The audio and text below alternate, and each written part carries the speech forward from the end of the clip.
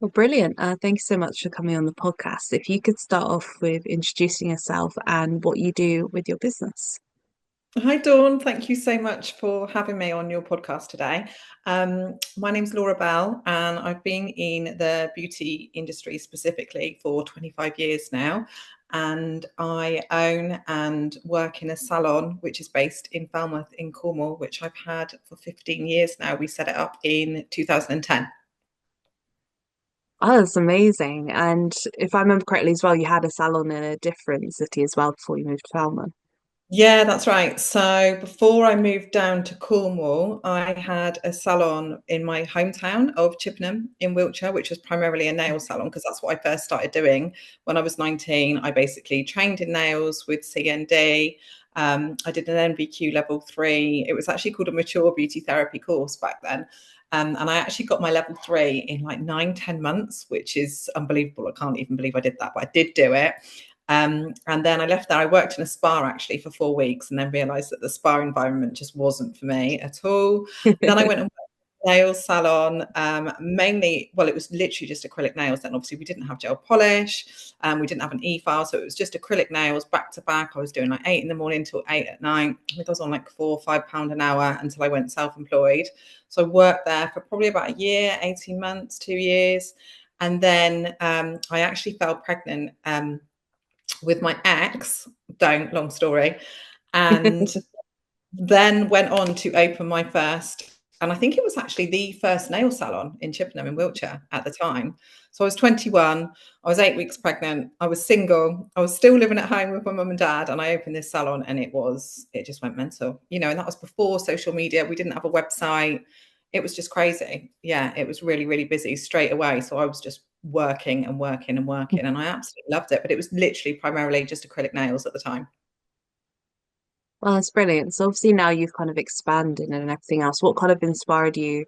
You obviously kind of just opened it and went for it. What inspired you to keep going and get to the amazing point you're at now? Do you know what? I'm always really open and honest about this.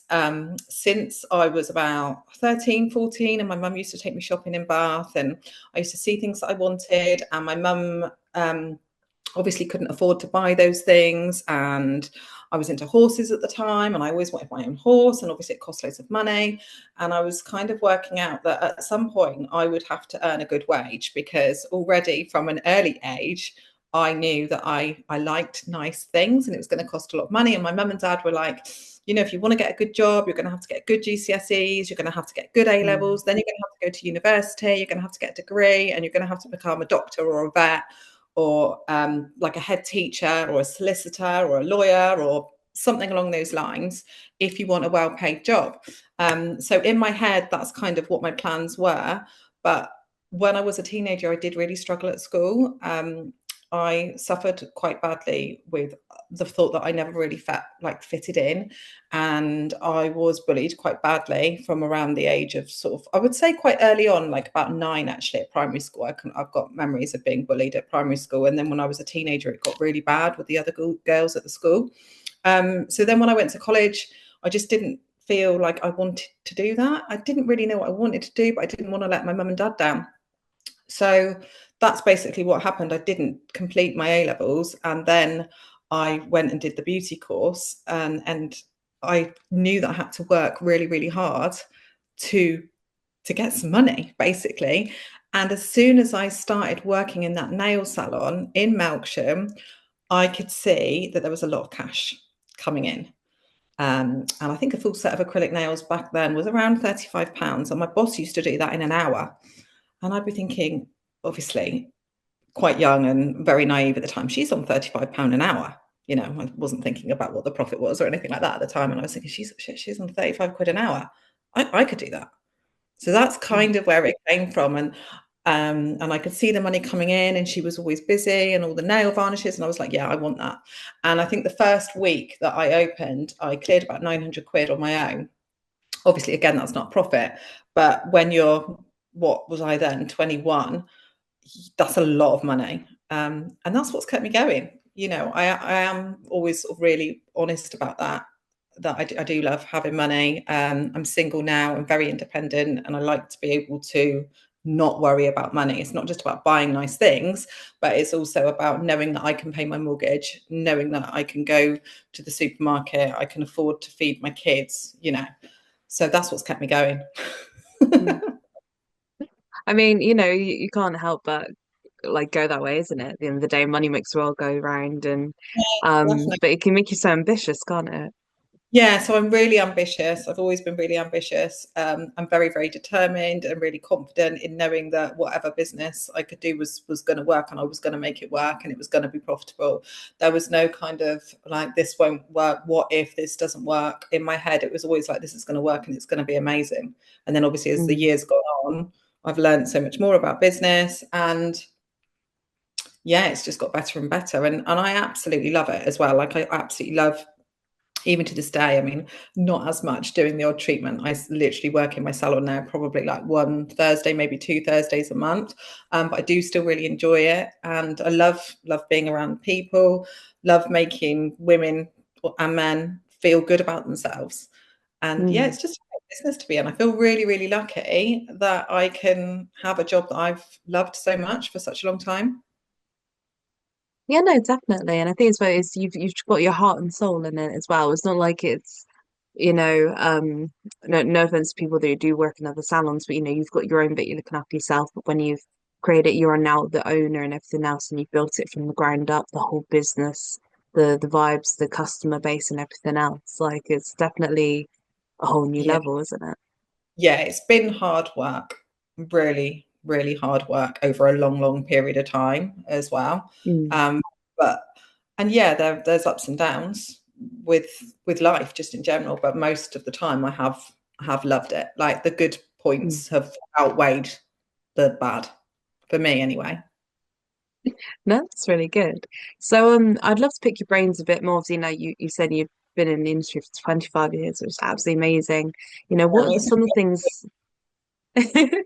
what are some of the things that people don't talk about when owning a salon? Because, a lot of people probably see, the glamorous side of it, or the highlights. So, like, I just come in, take customers when I want. But obviously, it's not all that. And you said it's a lot of hard work. So, I'd love a bit more of Yeah, an insight on that bit. it's a lot of hard work. I think I've always struggled with like the financial side of it as well, like the figures.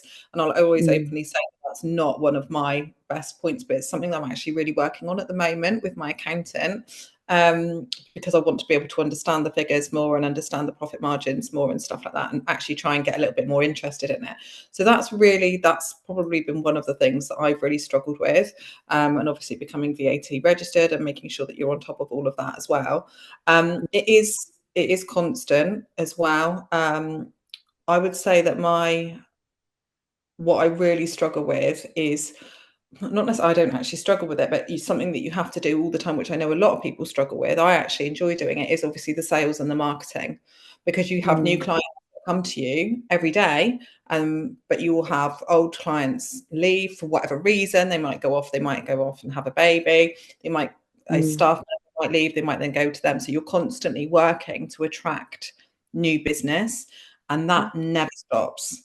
So every single day for the last however many years, I'm still always, marketing my business and making sure that we get new clients through the door. mm, So I would say that's really hard work. I think what people don't like talking about as well in the business is, when staff members leave. Unfortunately, that happens a lot as well, or it can happen a lot. I've been really lucky with my team, but sometimes they might come in, they then build up a column of clients who might be with you a year, 3, 4 years, and then normally when they leave in this industry, whether they're employed or self-employed, they then take that column with them, and that can be really mm, hard to deal with. Um, so I find that quite difficult, and also what people think of you. But I'm much more, I tend to not give a shit now what people think. Yeah, but I think a lot of people do struggle with that, especially with social media these days. You're thinking all the mm, time, oh God, what are they thinking? I'm just doing like a cam to face, like story on Instagram or whatever. And a lot of people struggle with what other people think of them as well. And that can be quite, yeah. quite hard for mental health. Yeah, it definitely is as well. Social media platforms proven that if you have content with your face in it, you're more likely to get attract new followers and be accepted more by the algorithm. But obviously then you're putting your face out to the world and then you feel like maybe you need to be made up all the time and it's hard to be authentic when you feel like you need to put your almost like a projection out because of the fact that like so many people can see it and you've always got, online trolls and haters and weirdos and stuff that will come across it and feel like they need to comment and it is a little Yeah. daunting. Yeah, and I know a lot of people do struggle with that when they've got their own business. Mm, I sort of work with people with their confidence because obviously it takes a lot of time to get the confidence and to not worry about what other yeah, people think, do your own thing. definitely. But with social media, yeah, it is important because I think people buy from people at the end of the day. And it's also important to be authentic in front of the camera. So sometimes, it doesn't matter. Like you don't need to put a filter on. I mean, I'm a makeup lover anyway, so I've always got my face Yeah. on, but I wouldn't care if I did it. I'll equally put a story on if I don't know, just walked the dogs and I'm sweaty or whatever, and I felt like I needed to say something about it. You kind of have to just not really care. And I think people will resonate with that more as Yeah. well. And people do want to buy from people. So then they'll buy into Mm. that person because they like that person for whatever reason. And then they will want to go to you for that treatment. Yeah, definitely. Just being authentic as well, because then people be like, yeah, I feel like that after a full day's worth of work, or Yeah, and it's because it's real life and that's what we like watching or yes, yeah, resonating to basically. Yeah, got definitely. that. But it's hard for people to get to that confidence point where they don't care. It's difficult. It takes a long time. But it is achievable. 100%. Yeah, I always used to care what other people thought of me for years. And I would say definitely in the last couple of years, I've grown so much as a person in the last few years. Like I will always concentrate on just me, myself, my family, my close circle of friends, and my business. I'm not worried about what anyone else is doing. So I will Mm. get on and achieve what I want to achieve in life and not worry about what anyone else is doing or thinking. No, definitely. Well, my final question today is, what's the one piece of advice you would give to your younger self who was just starting out in the industry? There's probably a couple of bits of advice. I was about to say, it's hard to just pick the God, one, yeah, isn't how it, when many you're bits of talking. advice? I've got about 15. No, seriously, the two main things for me that I wish that I had done differently was understanding money. But I was young. And like I said, that's what I'm working on now, like 25 years later. I've never been good at understanding figures. So I think it's really important, no matter what age you are, if you've got your own business, that you need to understand the figures for lots and lots of different reasons. You need to know if you're hitting the VAT threshold, how much your tax is going to be, make sure you're putting away that amount every week, every month. Mm. That's really, really important. What is your profit margin? How much can you invest, etc. And also for me personally, for many, many years, I had a self-employed team. Now my team is fully employed, and I wish that when I was 21, when I took on my first member of staff, they weren't on a percentage basis, they were employed, and I did employment from the beginning. Mm. I've been doing it probably for about 6 years now, I think, approximately. And it's basically changed my whole life for lots of different reasons. Would there be a couple you'd like to share with that on the last topic? Yeah, definitely. So mainly it's been able to give me freedom within the Mm. business. So I just feel like when you've got a self-employed team, and this is all from experience as well, obviously when you've got a self-employed team, um, they're running their own businesses within your business. So they're not going to work with you to be able to grow your brand. They're basically growing their own business within your business, and they're just using you as a just yeah, like a step up, basically. So they're just Mm. using the space. I know it can work for some people, and it did work for me for many, many years. And there's the whole like, don't fix it if it's not right. But for me personally, that never really worked. And you haven't got, if your team is self-employed, you've absolutely got no say in what they do at all. And those clients, it just is a very, very, very, very grey area with the whole thing, and it can get very, very complicated.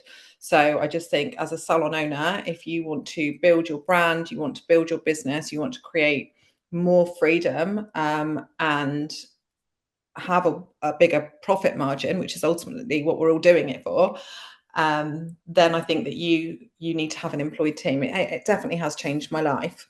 I've been able to fully sort of step outside of the business now. I know, I mean, I could literally not go in for a month, and I know that my team would run it as if I was there, and I would still earn exactly the same amount that when I'm not there. I just happen to go in regularly because I live up the road and I love it.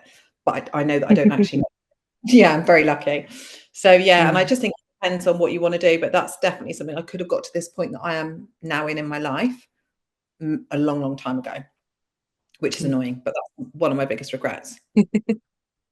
That's understandable. And unfortunately, you've got to learn through some of the difficult bits to then polish up and then Absolutely. get to a very good point in your business, isn't it? Absolutely. Yeah. We learn something every day, don't we? We learn something every single day. So yeah, that's fine. And that's what I've learned. And that's what I like to share my experiences with other salon owners, really. And Mm, hopefully they won't make the same mistakes that I did. that's brilliant. But is there anything else you'd like to add before we wrap up the episode today? Um, just that I think that everybody in the hair and beauty industry is amazing. We're really, really lucky to be in a incredible industry that is so supportive now, and there's so much help out there if you need it. Don't give up. Mm.